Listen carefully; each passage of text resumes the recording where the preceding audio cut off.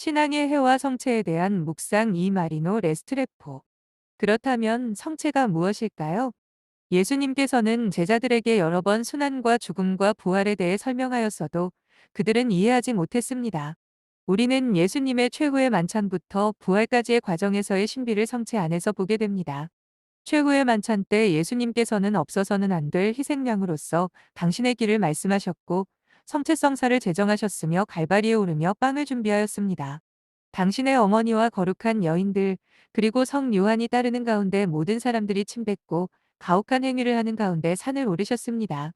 그리고 십자가에 못 박히시어 생명의 빵이 되셨습니다. 그 생명이 빵이 부활하여 우리의 양식이 되었습니다. 우리가 성체에 대해 이야기할 때 우리의 삶을 되돌아보아야 합니다. 크리스천으로서 우리는 그리스도와 같이 되어야 하기 때문입니다. 그리스도와 같이 되는 방법은 우리가 빵이 되는 것입니다. 우리는 우리 안에서 모든 누룩을 빼어내어야 합니다. 모든 양념을 빼내야 합니다. 우리는 맛이 없어져야 합니다. 우리가 얼마나 부풀려져 있는지 아십니까? 우리에게는 너무 많은 누룩과 양념들이 있습니다. 우리가 너무 맛이 있게 되어서 야수들이 우리들을 먹고 싶어 합니다. 그 야수들로부터 우리를 지키는 방법은 맛이 없어지는 것입니다. 모든 누룩을 빼어내십시오. 매력적이려고 하고 인기를 끌려 하고 칭찬받으려 하며 인정받으려 하고 다른 사람을 컨트롤하려 하고 그 모든 것들이 누룩입니다. 양념들. 우리에게는 너무 많은 양념이 들어 있습니다. 그러한 것들이 우리로 하여금 그리스도와 같이 되는 것을 방해합니다. 우리는 우리를 비워내어야 합니다. 그것이 우리의 도전입니다. 그러나 우리는 죽기 전에 그것을 해야만 합니다. 우리는 모든 사람들을 위한 진정한 빵이 되어야 합니다. 우리의 교회 역사에는 그러한 거룩한 예들이 있습니다. 성 안티오키아. 그는 로마로 후송되어 사자의 밥이 될 위기에 있었습니다. 그가 감옥에 있을 때 많은 사람들이 그를 구하려고 했습니다. 그러나 그는 그러지 말라고 호소합니다. 나는 교회의 생명의 빵이 되기 위해 사자에게 먹혀야 합니다. 라고 합니다. 그는 정말로 사자에게 먹혀 순교했습니다. 순교한 바로 그날이 더욱 많은 로마인들이 크리스천으로 개종한 날 중 하나가 되었습니다. 그는 모든 사람 앞에서 사자에게 먹히었고 생명의 빵이 되었습니다. 어느 시대에나 순교를 당한 사람들은 생명의 빵이 되었으며 죽임을 당할수록 더욱 많은 이교도인들이 크리스천으로 개종하였습니다. 순교자들은 수많은 고문을 당하고 십자가에 달리고 불에 태워지고 사자의 밥이 되면서도 노래를 불렀습니다. 우리가 생명의 빵의 신비를 이해하게 되면 우리는 성체를 이해하게 됩니다. 성체는 우리가 그리스도와 같이 되는 것입니다. 여러분은 얼마나 성체를 영하며 성체와 자신이 하나라고 느끼셨습니까? 성체는 저기에, 나는 여기에 있지 않았습니까? 때로는 성체를 영하고도 여러분의 마음은 비어 있습니다. 성체와 하나가 되는 신비를 이해하지 못하고 의례적으로 하는 것으로 생각했기 때문입니다. 많은 사람들이 점점 더 이렇게 되어가고 있습니다. 성체가 더 이상 힘을 발하지 못하고 영혼을 살찌우지 못합니다. 제가 주님으로부터 성체에 대해 알게 되었을 때 저는 매우 고통스러웠습니다. 예수님께서는 33년간 제가 영하지 않은 성체를 보여주셨습니다. 그 고통은 여러분에게 표현할 수조차 없습니다. 제가 그 해 동안 영성체를 했더라면 얼마나 많은 영혼들을 구원할 수 있었는지를 보았기 때문입니다. 여러분이 성체를 영할 때마다 주님께서 영혼들을 구하십니다. 제가 본 것을 설명해 드리겠습니다. 피의 갚음에 대해 아실 것입니다. 성서를 보면 하느님께서 카인에게 말씀하신 것을 아실 것입니다. 내 아우가 어디 있느냐? 내 아우의 피가 땅에서 나에게 울부짖고 있다. 라고 하시며 피를 언급하셨습니다. 그 피는 정의를 말합니다. 주님은 그 피가 역사를 따라 내려오도록 하셨습니다. 피는 많은 것을 상징합니다. 사탄 숭배자들도 사탄에게 피를 바칩니다. 제가 그 이름을 말하지 않아도 여러분들도 알고 있는 많은 사탄 숭배자들에게 낙태는 사탄에게 바치는 가장 큰 재물입니다. 그것이 무죄한 피이기 때문입니다. 가장 큰 돈 혹은 물질을 사탕으로부터 얻기 위한 값으로 피를 바칩니다. 우리가 성체의 도구가 되기 위해 우리는 피의 값에 대해 이해하여야 합니다. 우리가 완벽하게 하느님과 화해하고 성체를 모시면 바로 그 순간 주님께서 우리를 그리스도와 같이 바꾸십니다. 우리의 피가 그리스도의 피가 됩니다. 그 순간 주님께서 피의 값을 치르고 영혼들을 구원하십니다. 여러분이 성체를 모셨다고 합시다. 여기서 참된 성체의 도구로서 은총 지위에 있는 사람을 말합니다. 우리가 성체를 모시는 순간 어디에선가 영혼을 잃어버릴 위험에 있는 누군가가 죽습니다. 그때 주님께서 그 순간 그리스도의 피가 된 우리로서 그 영혼을 구하실 수가 있습니다. 그것이 바로 우리가 살면서 성체를 영하는 때마다 일어나는 일입니다. 여러분은 우리 교회에 몸이 부패되지 않는 성인들이 있는 것을 알고 계시죠? 어떤 것은 800년 전, 1000년 혹은 그 이전에 죽은 성인의 몸입니다. 저는 바로 얼마 전에도 부패되지 않는 성 시메온을 보았습니다. 그는 크로아티아 자달에 있는 성당에 있습니다. 어떻게 그런 기적이 일어날까요? 그것은 바로 성체 때문입니다. 오직 성체만이 그 기적을 일으킵니다. 그 누구도 결코 여러분에게 부패되지 않는 죽은 몸을 보여주지 못합니다. 오직 성체를 통해서만 가능한 것이기 때문입니다. 그만큼 성체는 힘이 있습니다. 우리에게 성체 안에 예수님이 실로 계신다는 것을 보여주는 기적이 얼마나 많은지 아십니까? 아주 많이 있습니다. 가능한 매일 영성체를 하는 것이 얼마나 중요한지 모릅니다. 상상해 보십시오. 교회를 떠난 가톨릭 신자가 죽어서 자신이 낭비한 모든 성체를 보는 것이 얼마나 고통스러운지 상상도 못할 것입니다. 우리는 시간을 잘 조절만 했더라면 멀지 않은 곳에서 미사를 볼 수 있었는데 그러지 않은 시간에 무엇을 했는지를 보게 될 것입니다. 우리는 우선 해야 할 것들을 완전히 거꾸로 하고 있기 때문입니다. 우리는 정말 그것을 똑바로 행사해야 합니다. 그렇게 자신의 모습이 제대로 되면 얼마나 완벽하게 미사 시간이 맞춰지는지 놀라게 될 것입니다. 하느님이 함께 하실 것이기 때문입니다. 우리는 그러한 도구여야 하기 때문입니다. 우리에게 있어서 가장 중요한 첫자리가 영혼의 구원이 되어야 합니다. 우리가 성체의 도구로서 예수님을 전하고 영혼을 구원할 수 있는 가장 좋은 방법 중에 하나가 바로 성체입니다. 그것이 방법입니다. 저는 사람들에게 주님께서 저에게 보여주신 성체와 관련된 예를 들려주곤 합니다. 모세가 하느님의 말씀을 듣고 내려왔을 때 사람들이 그의 얼굴에 베일 씌었던 대목을 기억하시지요?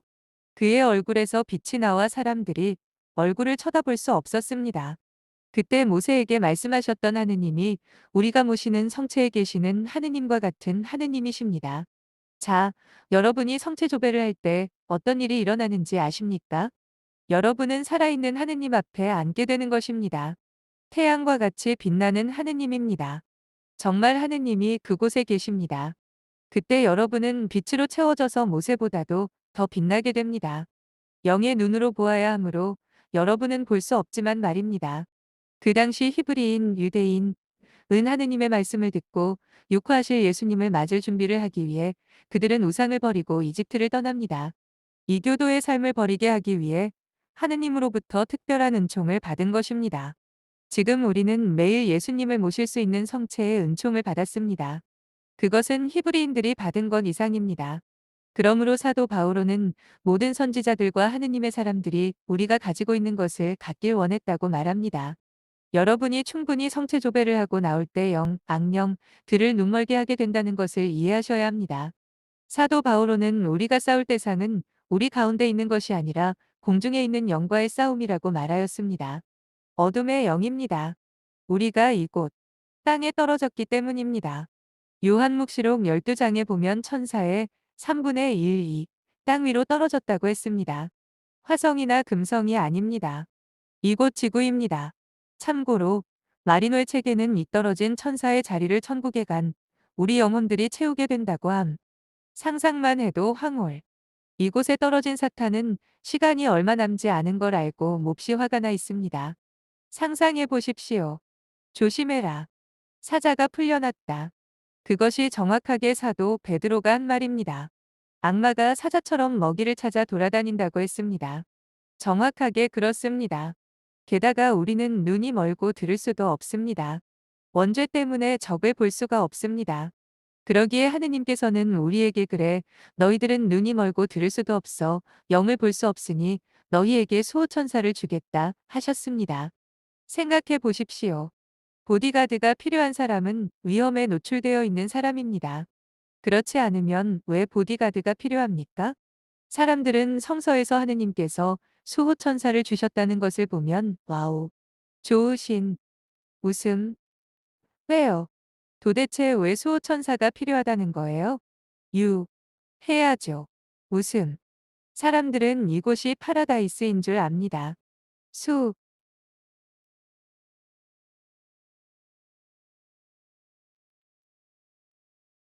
이곳에 큰 성을 샀습니다. 그들은 우리가 어둠에 있는 것을 모릅니다. 우리는 이곳을 벗어나야 합니다. 우리는 적으로 둘러싸여 있고 적들은 우리를 여기에 영원히 머물게 하려고 합니다. 우리는 이곳을 나가야 합니다. 수호천사는 우리가 여기서 죽지 않게 하기 위해 우리를 인도합니다. 그러나 수호천사가 우리를 안전하게 인도할 수 있는 방법은 오직 우리가 순종해야만 합니다. 그러나 우리는 눈이 멀은 주제에 순종도 하지 않습니다. 우리는 마리노의 장님이 어정쩡하게 따라가다 말고 반대로 가는 흉내. 우리가 그래요. 죄를 지을 때 정확히 그러합니다. 수호천사는 흉내. 더 멍청이가 어디로 가는 거야? 수호천사로부터 멀어져서는 여기저기서 넘어지고 부딪혀 상처 입고는 내 삶이 왜 이 모양이야? 라고 합니다. 내 삶이 왜 그 모양이냐고? 멍청하게 수호천사를 안 따라가니까 그렇지. 우리가 그렇습니다. 수호천사로부터 하느님으로부터 멀어져 자신이 어디에 있는지를 잊어버리고 어디로 가야 하는지를 잊어버립니다. 믿음은 참으로 순종이 필요합니다. 참된 믿음은 순종이 필요합니다. 순종이 없다면 믿음이 아닙니다. 또한 겸손하여야 합니다. 겸손하려면 매우 작아져야 합니다. 그러나 우리는 얼마나 커져 있는지 모릅니다. 가끔 우리는 매우 자만심에 차 있는 사람을 볼 때가 있습니다. 아주 거대합니다. 자만심은 거대하게 만듭니다. 어떤 사람은 자신이 매우 중요하다고 생각합니다. 매우 똑똑하다고 생각합니다. 돈이 많고 명예가 있고 게다가 집안이 좋다고 생각하면 최악입니다. 온갖 것을 쌓아놓고 자신이 얼마나 중요한 사람인지 모든 사람이 알아주길 원하며 온갖 집안 자랑을 끊이지 않고 합니다. 집에 가면 모든 타이틀을 벽에 걸어놓고 그 위에 램프까지 밝혀줍니다. 그런 집에 가보면 그 모든 것이 쓰레기입니다. 그것들이 우리를 거스르는 것입니다. 저는 여러분에게 전문가가 되거나 더 똑똑해지기 위하거나 배우기 위해 노력하지 말라고 하는 말이 아닙니다. 우리의 삶은 사명이며 살아가는 동안 자신이 할 수 있는 좋은 것들을 하는 것은 좋은 것입니다. 그러나 아무것도 아닌 것을 대단하게 여기지 말라는 말입니다. 우리가 자랑할 것은 오직 예수님이기 때문입니다. 나머지는 쓰레기에 불과합니다. 우리는 이곳에 순례하며 잠시 머물기 때문입니다. 우리가 천국에 가게 되면 아무도 안녕하세요. 박사님, 가톨릭 신자였군요. 하고 말하지 않습니다. 그곳은 우리가 상상할 수 없을 정도로 우리의 이해를 뛰어넘는 빛의 삶의 차원의 단계로 앞서간 곳입니다. 이곳은 놀라운 여정이 시작하는 아름다운 영혼의 학교입니다. 그 여정은 끝이 나지 않습니다. 그러나 우리는 첫 단계, 스텝 1에 있는 것입니다. 우리는 기차를 기다리며 역에 서 있는 것입니다. 그러니 우리는 역과 사랑에 빠져서는 안 됩니다. 기차가 오면 얼른 올라타야 합니다. 그런데 많은 사람들이 역에 집을 짓고 살려고 하지요. 이곳은 역입니다. 우리는 우리를 집에 데려갈 기차를 기다리며 준비하고 있다가 기차가 오면 얼른 올라타야 합니다. 기차는 예수님입니다. 그것이 기차의 이름입니다. 우리 모두는 기차를 타도록 불리움을 받은 사람들입니다.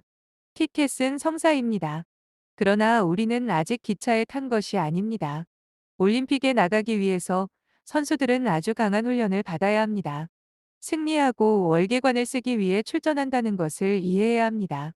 우리는 영원한 하느님의 월계관을 쓰기 위한 삶이라는 것을 명심하고 그것에 초점을 맞추어야 합니다. 우리가 진정으로 믿음과 성체에 대해 우리가 이해하고 있는지 아는 것이 매우 중요합니다. 그렇지 않으면 영혼들을 구하기 위한 도구로서의 책임이 있는 우리의 시간을 낭비하고 있는 것입니다. 성요하는 우리가 갚아야 할 죄를 갚는 우리의 일시적인 형별의 사항. 우리의 회개 정산을 하는 가장 빠른 방법은 사람들에게 하느님을 가져다 주는 것이라고 했습니다.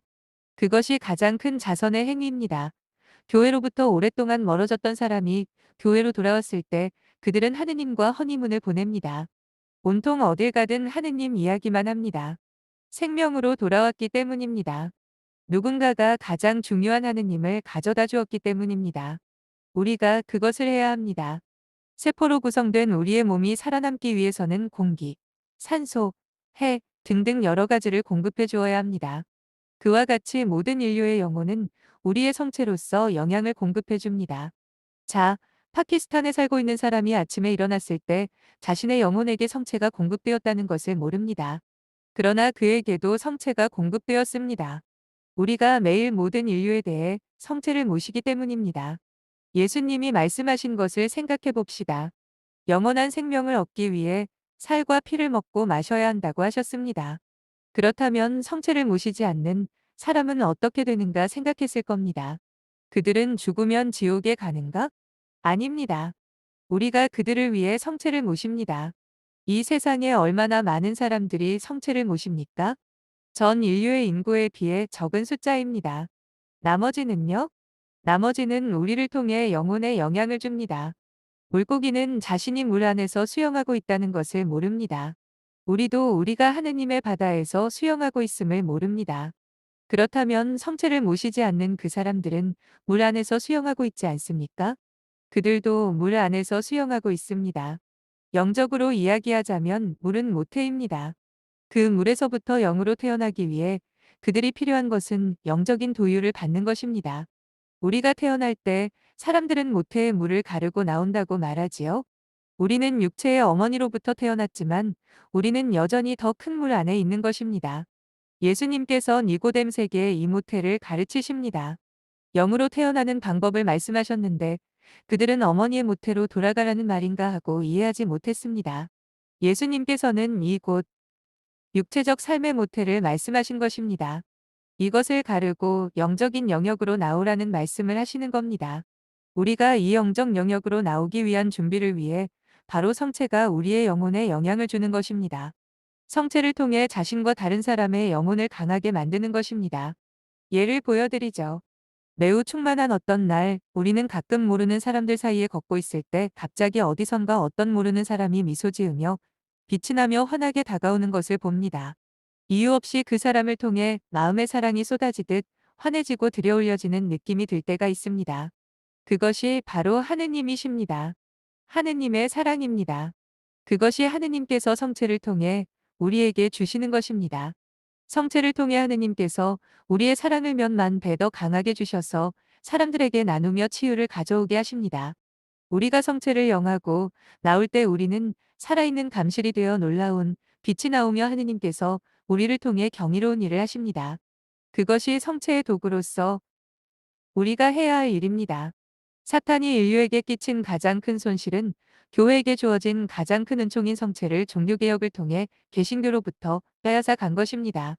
만일 세상에 있는 모든 크리스천이 성체를 모셨더라면 세상은 지금보다 훨씬 악이 적었을 것이라고 장담합니다. 그 모든 것이 인류에 대하여 사탄이 행한 일입니다. 사탄은 시간이 많지 않음을 알고 마지막 때를 준비하며 인류를 향해 치열한 전쟁을 벌이고 있기 때문입니다. 그러므로 우리는 항상 교회의 일치를 위해 기도해야 합니다. 이때 성체는 가장 큰 무기입니다. 주님께서 보여주신 것이 있습니다. 사제가 미사를 드리기 위해 제의를 입고 미사를 준비하는 순간 모든 지옥이 벌벌 떱니다. 미사가 드리는 순간에 모든 사탄은 달아나고 사탄은 모든 것을 중지합니다.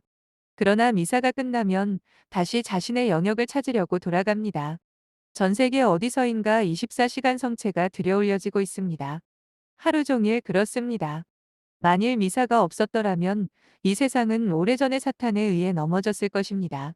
미사는 끊임없이 사탄의 일을 저지시킵니다. 사탄이 이 지구상에서 가장 증오하는 사람들은 사제입니다. 우리는 정말 강하게 사제를 위해 기도해야 합니다. 특별히 교황님은 더욱 그렇습니다.